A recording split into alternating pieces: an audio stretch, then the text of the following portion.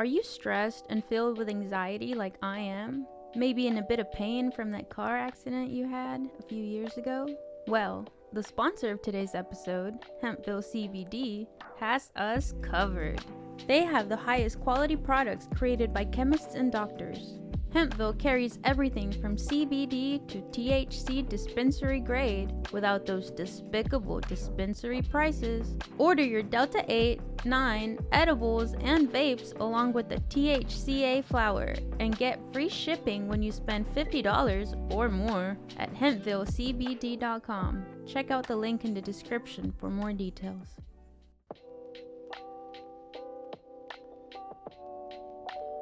Welcome to the Filmsteins, the podcast where we discuss all things movies. Join us as we dive deep into the latest releases, revisit classic films, and explore the art of cinema. Whether you're a film fanatic or just love a good flick, we've got you covered from Hollywood blockbusters to indie gems. We'll be breaking down the storytelling, cinematography, and everything in between. So grab some popcorn, sit back, and get ready for some cinematic magic. If you like what you hear, please consider subscribing to our Patreon at patreon.com/filmsteins. We offer tiers at the $1, $5, and $20 level, where the $5 tier will grant the ability to request films for future episodes. This is the Filmsteins, where movies are more than just entertainment, they're an experience. All around you. And welcome back to another episode of the Filmsteins. Thank you for joining us today. I am joined today by my trafficking friend, Lucy. I don't know if I'm okay with that.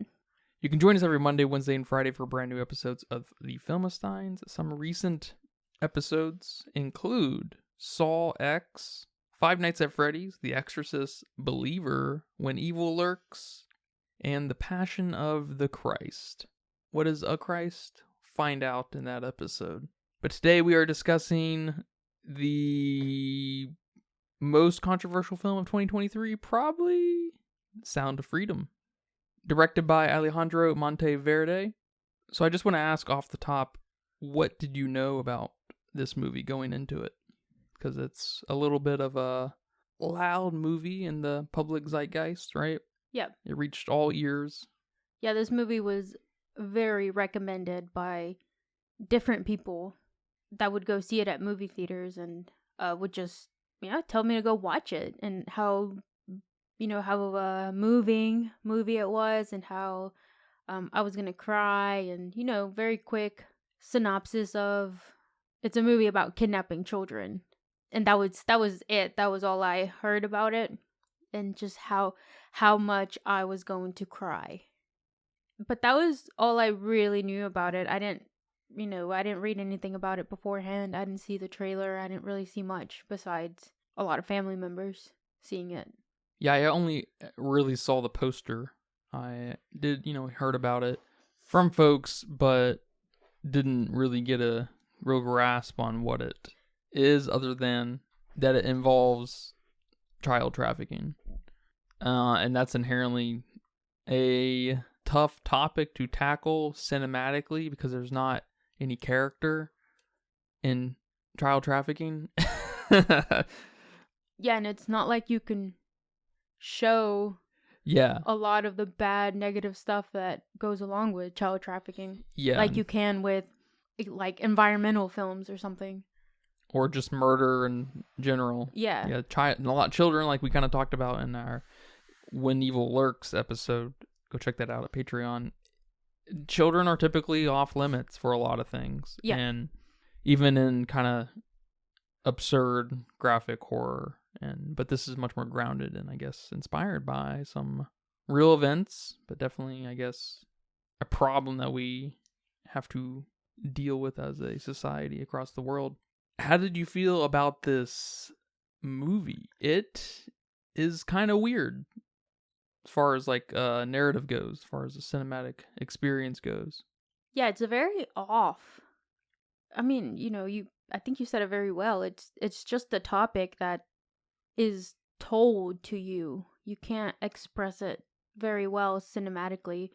So it leads to a movie being off when you're trying to include everything about this world, this topic. You're trying to include all the characters from the American side to the whatever other country you're trying to mention here, because, it's these children are being trafficked in other countries, to other countries, or from other countries. So Yeah. it's a lot here, and it's a big The scope kind of blows up when you introduce a topic like this. Yeah. And we've talked about before, when you have any kind of sizable scope, you start to lose focus. Right. And they tried to focus a little bit on this film with our hero here, but it's balanced in such a way that we don't have any characterization within this character. Just a little bit of humanity with him crying close up, and and empathizing with the situation and going out of his, and being the hero and stuff. It's a very fun angle in characters, but we sacrifice a lot in the messaging of this movie. We sacrifice a lot of cinematic kind of heft that's needed to make a movie successful for the messaging of the movie. And so I think the messaging is actually harmed in that way. Because normally you would see this kind of movie bounce between the captive and the hero, captive and hero, and we're seeing the struggle, and we're wondering if the hero is gonna be a hero, right? They're gonna defeat the bad guys, and while at the same time we're kind of with the people who are captive, seeing their struggle. But here we totally neglect the captured side, not entirely, but almost in its entirety. Maybe because we're afraid of what and what not to show on TV, or on the screen. But I feel like you gotta go the extra mile to make it hit home cinematically, I guess, just kind of out of, taking it away from the fact that it's inspired by true events, inspired by the true phenomenon of just the situation that these kids all across the world find themselves in. See what I'm saying? Yeah. This is described on Wiki as a crime thriller film. So, very bad guy, good cop kind of film. And it just doesn't do it in a way that builds the suspense. It doesn't do it in a way that I'm desperate to find the missing. I mean, it's a child, of course. The theme overall is very important. Yes, we get that. But it didn't do the message justice. Yeah, it doesn't serve the movie. Yeah, I need to feel something for this little girl and the little boy and all the other millions of little girls and little boys. It would help if our hero had some fucking obstacles, but he gets his way. Maybe he does in real life. The Tim Ballard, is that his name? Yeah. Maybe he's just a pro at cracking down on these guys, but he wins everything. Of course, he didn't, and at one point in the movie, he doesn't find the specific girl that he's looking for. He only saves 100 other little kids. And it doesn't feel like that's a win to him. Yeah. Which takes away some of his humanity. Yes. And I'm like, I don't know, what is this obsession with this particular little girl? It's coming off weird in a movie where you shouldn't be having any weird feeling towards children. Yeah, like, I didn't know you were obsessed with just finding this one specific girl. I thought you were the hero here. I thought you wanted to save anyone and everyone. So yeah, that did come off as weird. Yeah, this movie was very passable. It was just almost serviceable. Harmless. It should have gone really hard. I feel like we should have had some pretty gnarly child abuse scenes. I don't even know if that would have helped it. There were just a lot of scenes in here that were maybe related, but not necessary. Like a lot of his home life scenes. Mm-hmm. We didn't care for those. Your wife didn't stand out in a way that made me care for her. Your kids didn't either. All we need to know is that you have a wife and kids. And we see that with the picture on your desk. That would have shaved off some minutes. Yeah, and we don't get the paternal relationship to a high enough to any degree to make that worthwhile. Yeah. The picture serves the situation, and the crying, it works. It's fine, but yeah, we don't need to waste time on your life, on your family life. Yeah, and there was no, I mean, there was no conflict with his wife. She was all for everything. Like you said, this dude didn't have any obstacles. She's like, yeah, whatever you want to do, go follow your dreams. No, sir. Where the fuck are you going for however long? How am I going to pay the bills? You're quitting your job and you're almost getting pensioned. You can't hold off for 4 months. And then this is a great time for the character to be very adamant about his mission about saving the kids. I mean, kind of a missed opportunity. Not that we needed it, but that would have built some character to both him and his wife. Totally. But she was like, oh yeah, go. Whatever you need, I'll support you. I'm sorry, you have like, it looks like 7 kids. I don't know how many kids you have. He can't. I guess it's worth bringing up the very beginning and fairness of the film, because it's a pretty strong opening. Yeah. It's actually incredibly strong relative to the rest of the film, where we see the dad with his 2 kids in Honduras, and, you know, some lady comes to the door, is like, oh, this, you know, she's beautiful, we need her for whatever commercial movie thing or whatever, and, you know, we want him too, we want the little boy, you know, he's perfect too, and so she takes him, or he takes them, and then he's like, you know, you gotta come back at this time, you know, no parents allowed. The intro, I guess it's the false intro. I don't know you'd call that in a movie like this, because it's in a horror movie, it's a false introduction, because usually you get that first killing scene that's kind of irrelevant to the rest of the movie, but this still kind of serves that purpose.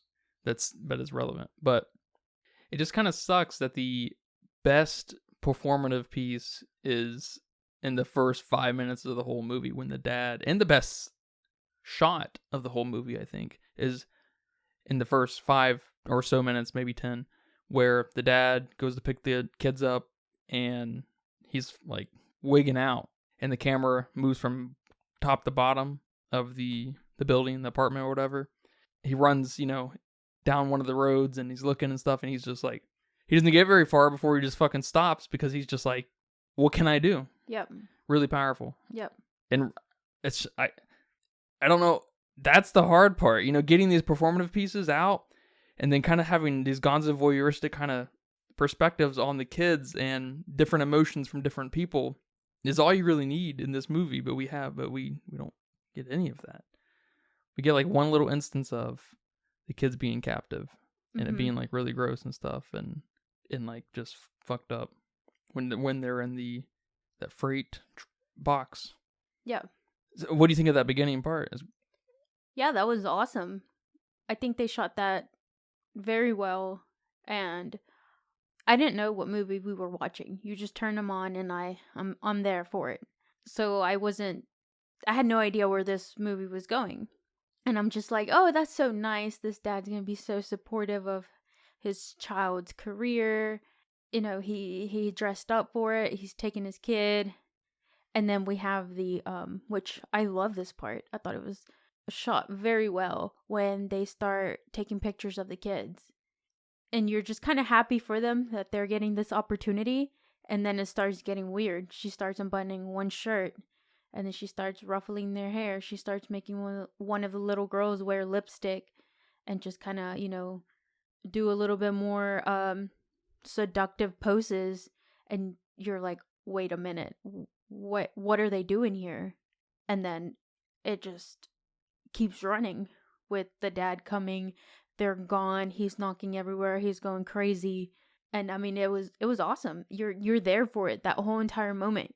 You're in suspense.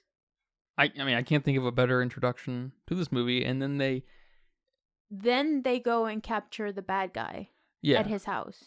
And then they take him to the prison. And then they introduced him, and I don't think they ever introduced him. I don't get any character from him. I had no idea what he was saying half the time. And his introduction was super awkward. Because I guess his introduction was when him and his partner are in the car and he asks him, like, doesn't this make you feel good? We captured, I don't know how many hundreds of child predators this month or year or whatever numbers they threw out. And he was like, no, it doesn't make me feel good. Where are the children? have you seen any of the children? Did we save any of them? Huh?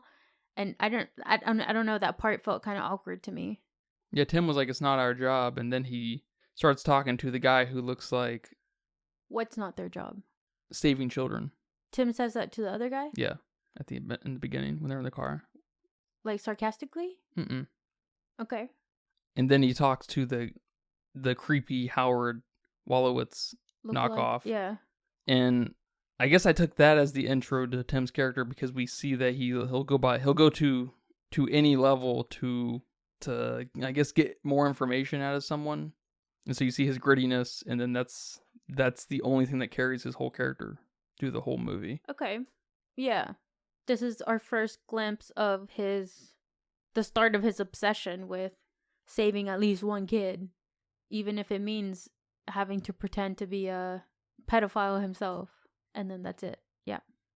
So I guess the intro to Tim's perspective is one of, if not the only riskier, like kind of extreme situations we get, because we actually see a pedophile doing his pedophile things on the computer. Yeah.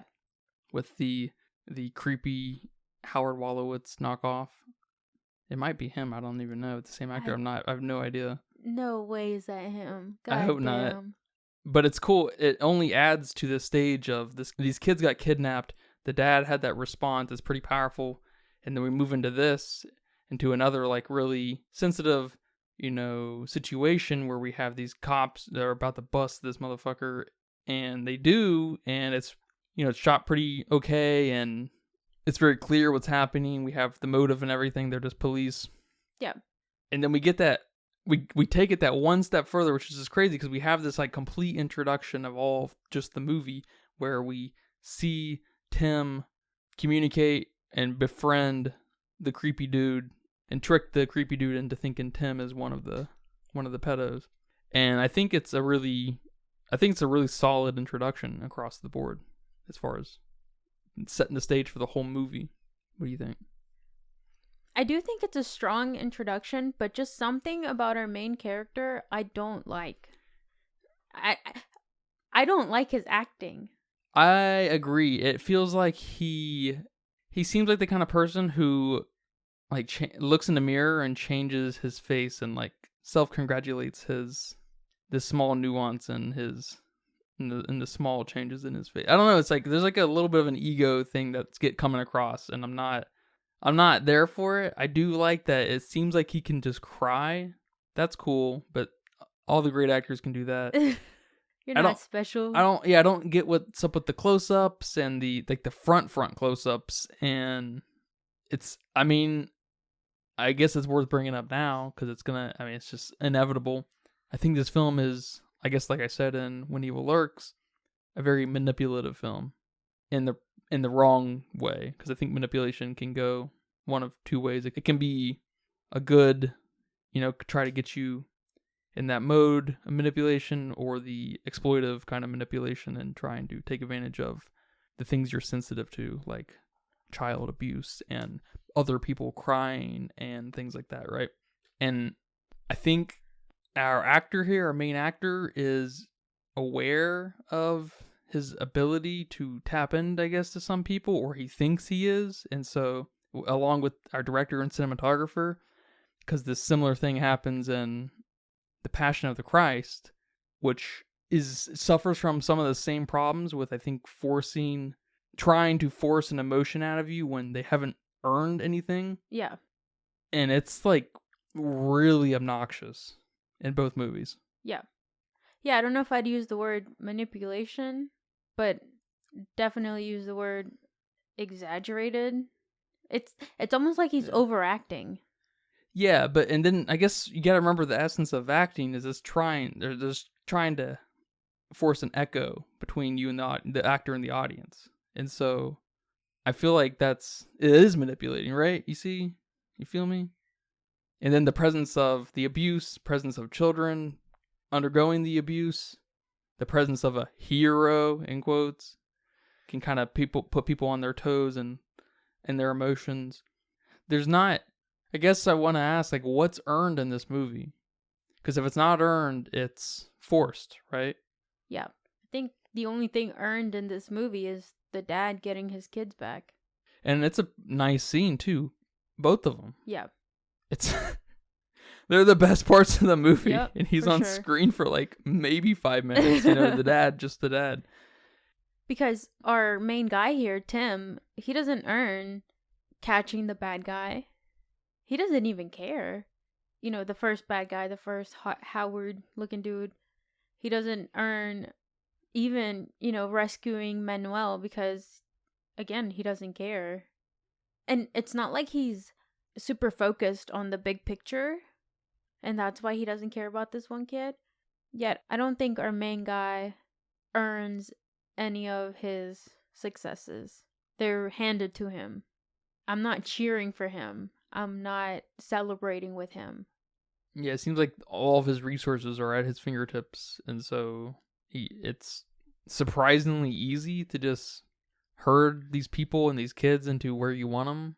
Yeah, and he's not even this like cocky detective cop person that he's so smart and he's so logical that it makes sense for everything to be at his fingertips. And it might be part of the real Tim Ballard's thing. Like it's easy. Like we just need to go out there and do it. But that's how it comes across. It's easy. Let's just go get them. Yeah, that's what it seems like. And maybe that's part of the intention, but it comes across in the movie we don't really know how to make a story about this, so we're just gonna basically give you, the ABC with no narrative when it feels like we should almost have a narrator. Yeah. Is that the whole time it felt like, not the whole time, but pretty much after rescuing Manuel, it feels like we introduced this new way of them telling this story, and that we were going to have Tim talk over all the action that was happening on screen for the rest of the movie, basically. Yeah. He's telling you what's going on. He's telling you how you should feel, but there's no visual representation of the emotions. There's nothing on screen that leads you to making you feel a certain way. Yeah. Other than through manipulative, exploitive, visuals of kids being held captive, right? And even that doesn't do a great job. No, they should have done what every other crime thriller does, and we see a heaping, amount of perspective from the kids. We should have seen the kids abused in some ways. I'm not, saying that we need to see the craziest of crazy stuff, but we should have spent more time with the kids. Yeah.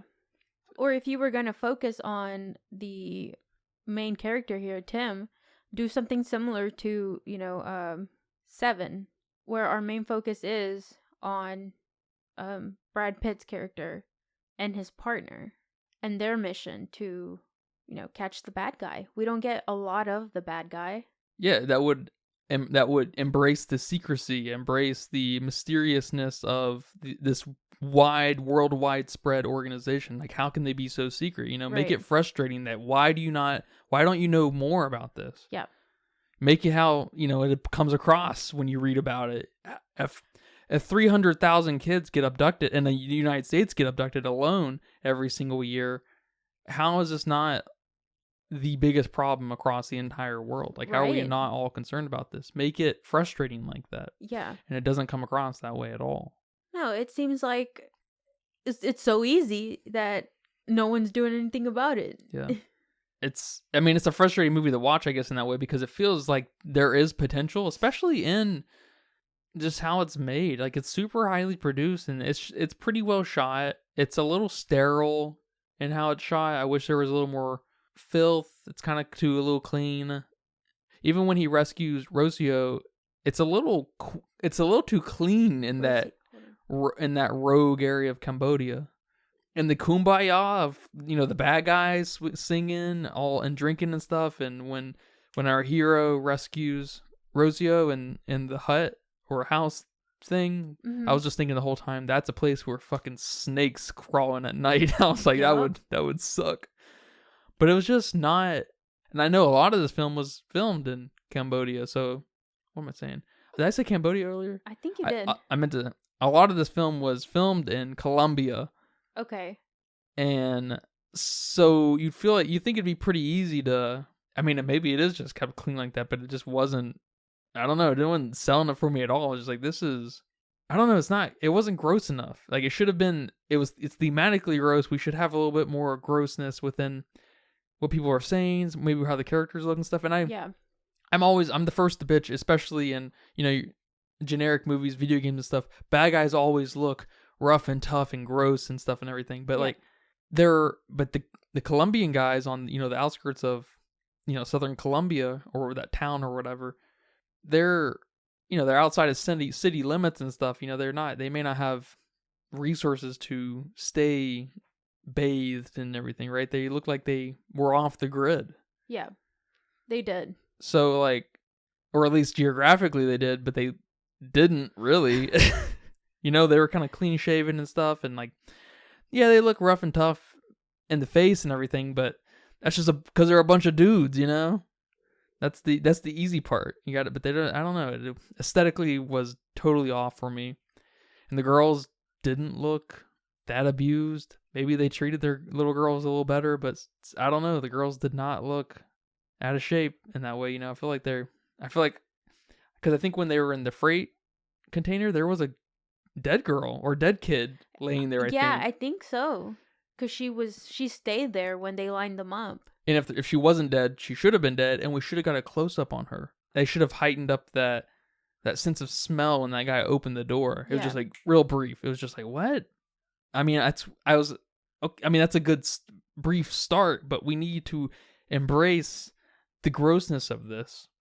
They just got shipped across wherever, I guess Honduras to Colombia, right? I think so. Like, there's like a necessary element of grossness that we need there just from staying in that container. And that would have been a great time for us to get a perspective on the hopelessness from the kids, especially because that's when Rosio and Manuel were the last time seen together. Yep. That they were just together. So it's just like, what? This is so frustrating. Like, there's actually a little bit of story here as far as the two main kids going from being captured to being rescued. Like, that's the story. Our hero he's just a cop who has resources. I don't know.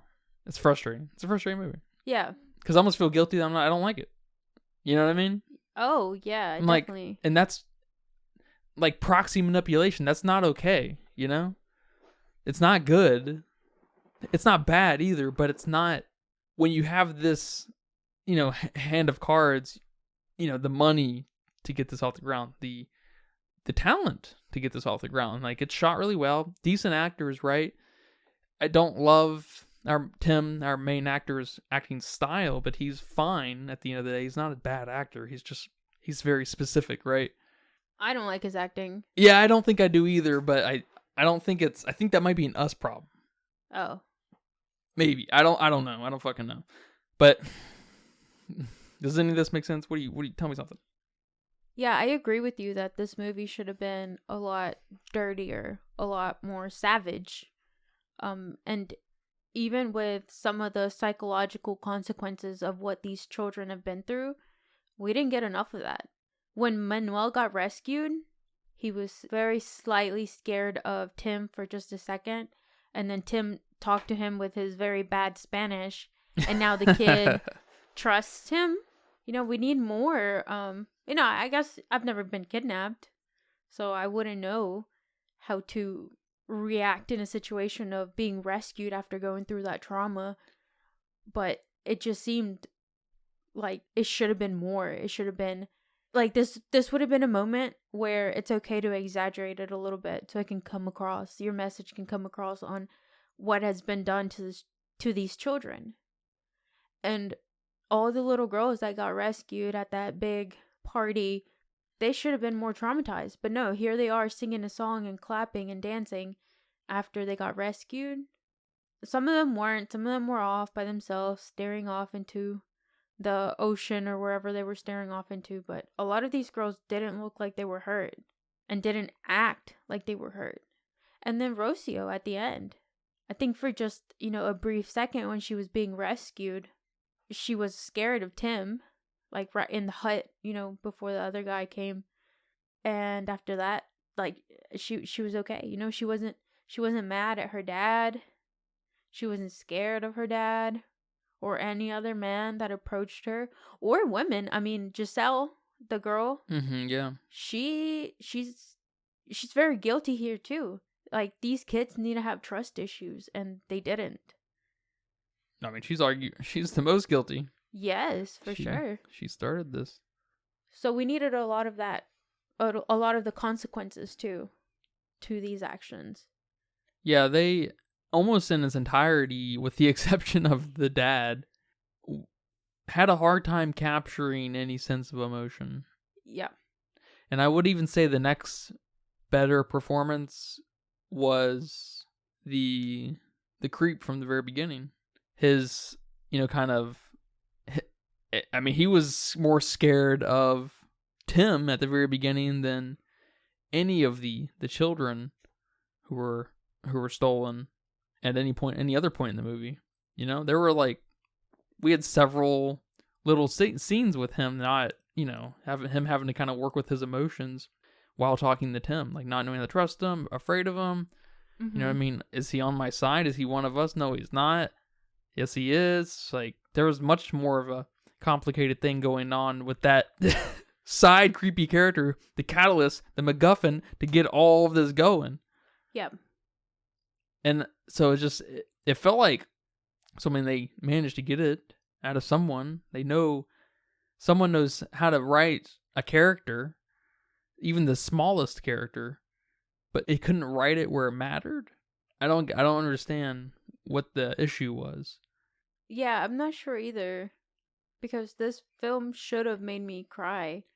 It should have tugged at my heartstrings. Yeah, you're the easiest person to make cry, period, but especially in movies. Yes, for sure. And just the idea of children getting kidnapped, I'm sorry, that's not enough. No, and that's another reason that makes me feel like it's kind of, I want to say just exploitive film. Not even 1 degree past manipulative, just totally trying to tug on that. Oh, this is a real phenomenon that happens amongst us. Isn't that sad? Just well, yeah, but I'm not going to cry about it. I can't do anything about it. I don't have Tim's billions of dollars of resources, right? I don't have the experience and know-how. I can't. Okay? Yeah, I guess that's where I'm stuck on, because I don't see any of the manipulation or any of the propaganda or whatever this film claims to be, or what people are claiming this film to be. Yeah, I don't know what the propagandistic kind of thing is. I don't know what, because people are trying to align this movie with some kind of evangelist kind of God-fearing, God-driven thing. What is that about? Yeah, I guess it's just from that one line, one scene where he says, God's children are not for sale. Who says that? Or Tim. Yeah, and I guess our main side character, guy with the cigar, he meets in Colombia. Yeah, the vampire. That's what Wiki calls him. Oh, that's right, the vampire. I forgot. They said that one time, I think. Yeah. At the very end. He talks about how he hooked up with a 14-year-old. He didn't know at the time or whatever, and then he just kind of sees an emptiness in her and everything, and he basically sees God within her, and that's I guess the other God thing we get. Yeah. It's okay, it's fine for these men to be people of God. That most of the world are people of God in some capacity. Most people are religious in the world. I'm sorry, but that's just how it is. I don't know. That's not really, doesn't sound like Christian propaganda to me. No, of course not. Then any film that mentions God is a Christian propaganda film, if you're going to look at it that way. Yeah, you could even argue that this maybe is a film that teaches you how to start a organization to get a bunch of children on an island and, start a business that way. Because they give you a nice little blueprint of how to do that. So stupid.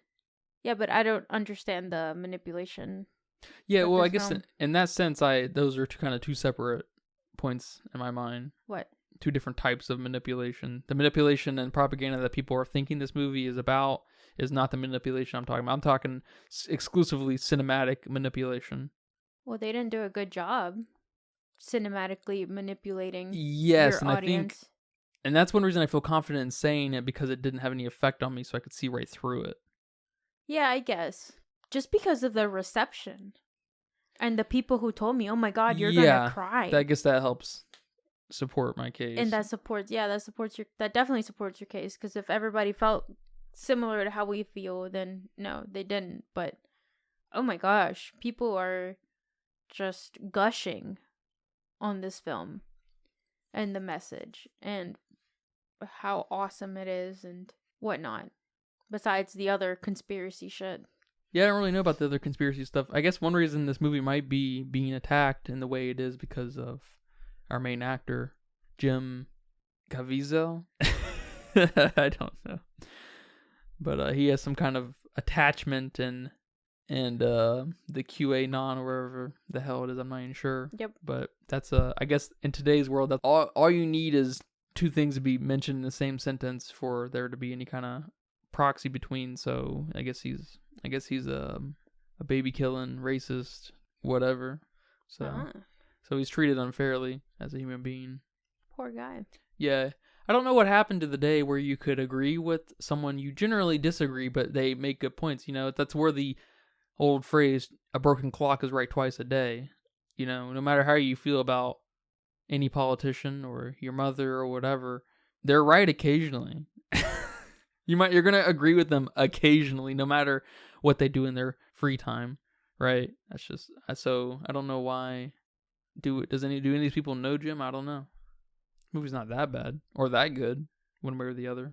It's very safe. I don't even think it's safe. There's just so much missing from our main character. Hey, I got it. It's child protected. like the shit over the outlet and stuff. Yeah, or like the thing that blocks the stairs. Yeah. Yeah, I guess I just think that our main character did such a bad job, and most of the movie was on him.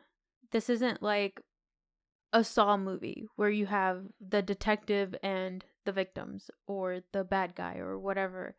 And even if the detective kind of sucks, that's okay because we still have enough from John Kramer or from the games themselves or the victims. We're still getting other things. And you know there's more to come because they have so much setup in movies like that. In Saw, there's no setup here. Yeah, I guess there's not any setup here in this movie whatsoever either. We don't have any struggles. What does Tim struggle with? Not finding Rocio? Yeah, that's what I was thinking. All right. That's not a struggle. It's not an obstacle. That's not an obstacle, exactly. At least cinematically, it's just not. I'm not gonna say that this isn't a story to be told cinematically. Of course, there are stories that can and cannot be told cinematically. We are very familiar with this. Just like there's a medium for stories. Like some stories are best told in specific mediums, right? This is maybe a story that's just not told in any other place other than through maybe a documentary lens. Because not to say that this is the end all be all of child trafficking movies. There might be a better one, I don't know, but it does. That scope thing is a big challenge, and they sacrificed the entirety of storytelling for it. I mean, yeah, but if you can make something like Cocaine Bear that's also based off a true story be semi-decent. Yeah, but the scope there is really tiny. Then make your scope here tinier. Yeah, focus it in. Yeah. Yeah. And that's, I mean, I think only done by focusing in on the kids in a large capacity. Because this really is about the kids. Not about Captain America here. You want to get emotion out of someone? Get a close-up of Rocio being abused. I don't know, man, because even in The Passion of the Christ, he's getting abused. And there's no emotion there for me either. I should have been bawling there too. It's just the whole movie has to build you up. Where's the sad ass soundtrack? Oh yeah. Yeah, where is our sad soundtrack? Where's our sad dialogue? Where's the, Rocio saying something sad as fuck? Yeah, Rosie, did she even say anything? I think she said something to Giselle in the beginning. I don't know. She said something to her little brother. It's weird. It's so weird. It's so frustrating because it's not. Does it come across as Tim is a bigger deal than Yes. than the situation? Yes. This is his movie. This is a movie about him. It shouldn't have been called Sound of Freedom. It should have been called The Rescuer. The Adventure of Tim Ballard. The Ballad of Tim Ballard. Yeah, that's why is this movie. Now, I will say the general public, like overall online, seems to be pretty mid on the film. Like on Rotten Tomatoes and Letterboxd and everything, where we got, hundred thousands of people kind of weighing in on it. It looks like it's pretty what you'd expect because, it's high production. It's got some high-ish caliber performances, whether you like them or not. It's got the crime drama thing. It's kind of, it floats around where you'd expect that low 3.0 to high 2.0 area. Wow, okay. Those weren't the numbers I was seeing, but I wasn't checking. There are certain corners that inflate this movie to the 10s out of 10s, 5 out of 5s. We all know the reason I love Letterboxd the most is the bar graph. Yeah. Can't hide from the bar graph. That's true. The 5s are inflated. The 5 out of 5s are inflated.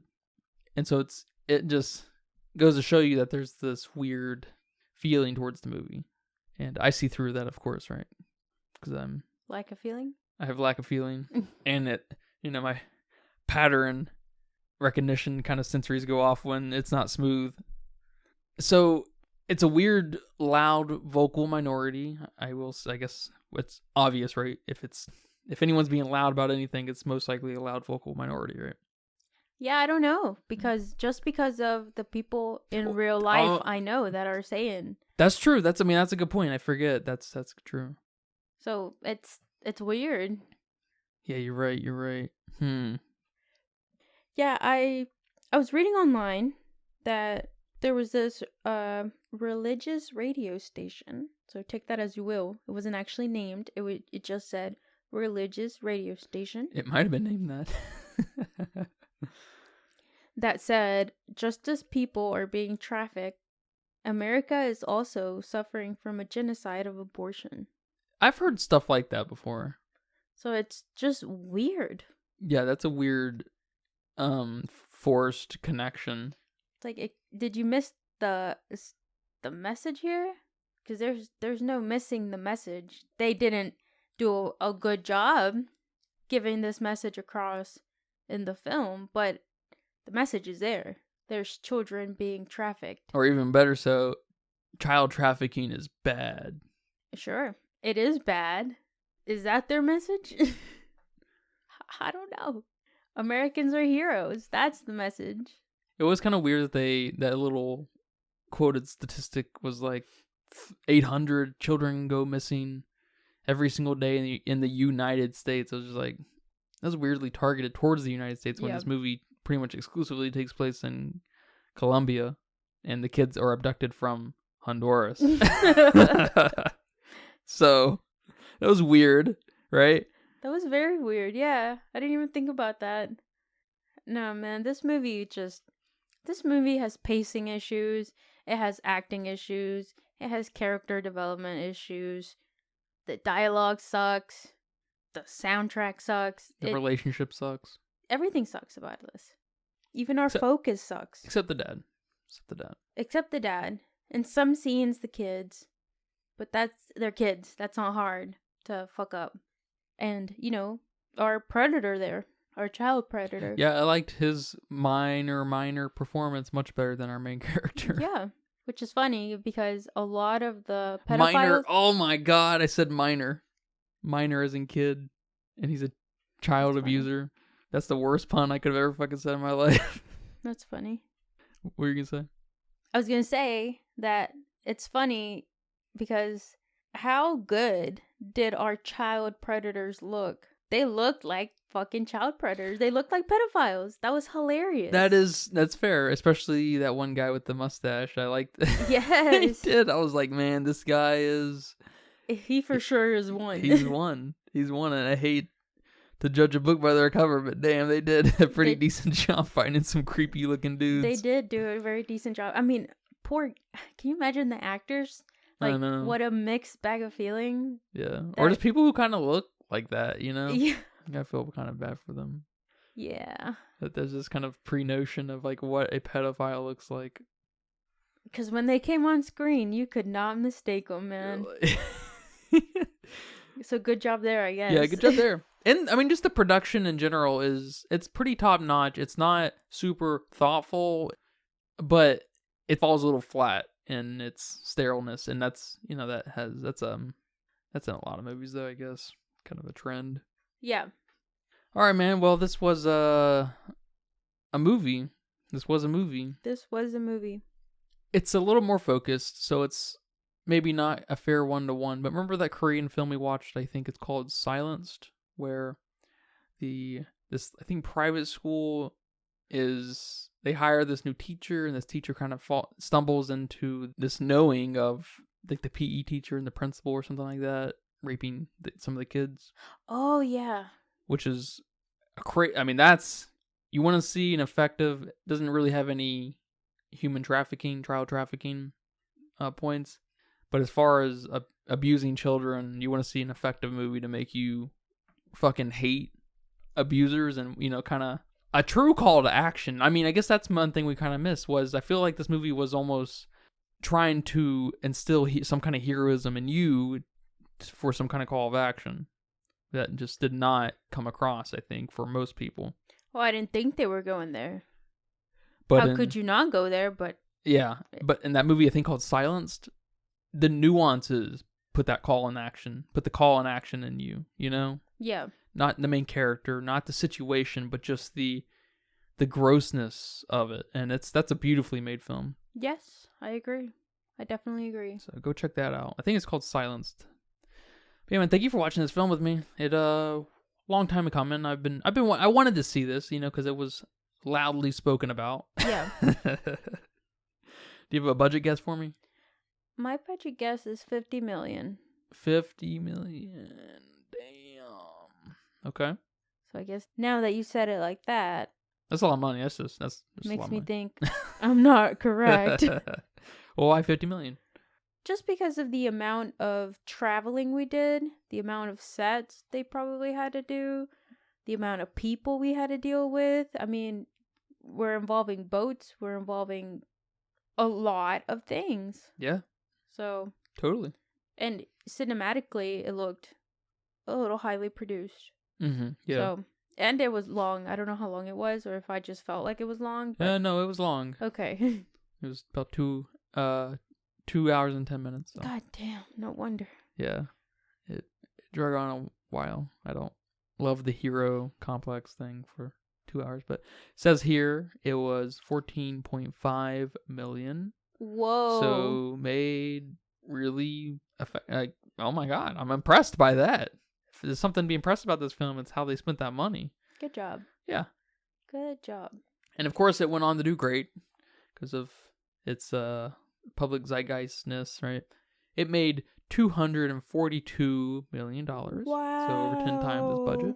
Wait. Didn't you say that you heard that at the end of the movie, at the movie theaters, they had a QR code to scan to donate? Yeah. I meant to go back on the video we watched to see if it was there, mm-hmm. the comp we watched, but I just didn't. So I was wondering if that was just part of the film. But it like said something about being endorsed, sponsored by, something like that, by Homeland Security, and the main actor, Jim, whatever his name is, Jim C said what he like pulled out the chair and sat on it with his hands on the back of it and was like, and you can save a child today by donating some money. So does that donated money go into the 242 million? No, but there is some funny controversy around the so I don't know if that's true, first of all, Jim doing that. But I also heard that there was a another QR code or something where you could buy a ticket. I think only some theaters were doing this or whatever, where you could buy a ticket through the QR code to pass it on to someone so they could go see it for free. And so, and I was reading online, who fucking knows what this shit's true, right? That's true. But some people were going to the theaters to see it, and when they were in, like, when they were picking their seats and stuff, all of them were grayed out except, a couple, and then they they went in there, and then they were the only one in the theaters, implying that someone had bought those tickets already, and that people just didn't show up. And so maybe a bunch of people are going to buy tickets so people can go see it for free, and people are not going. Or B, the theater is lying about the tickets being sold.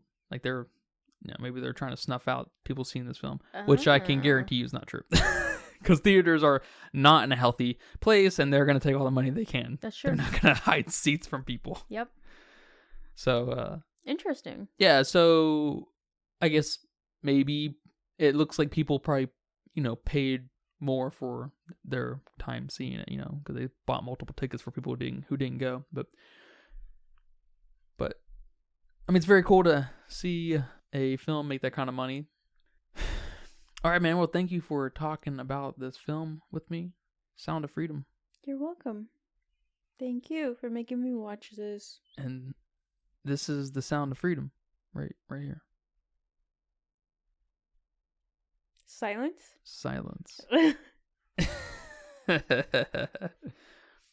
And thank you guys for listening to this episode of the Filmsteins. Remember, you can catch us every Monday, Wednesday, and Friday for brand new episodes on all of the platforms, especially Patreon at patreon.com. Come by. Here, I'll put up a QR code right here.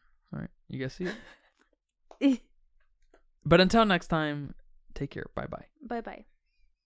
And that's a wrap for today's episode of the Filmsteins. Thanks for tuning in and joining us on our cinematic journey. We hope you enjoyed our discussion and gained some new insights and perspectives on the world of movies. Don't forget to subscribe to our podcast on your favorite platform, especially Patreon at patreon.com/Filmsteins, and follow us on social media for more film-related content. We love hearing from our listeners, so if you have any feedback, suggestions, movie recommendations, or book recommendations, please feel free to reach out to us. Until next time, keep watching and keep loving the magic of movies. This is the Filmsteins signing off.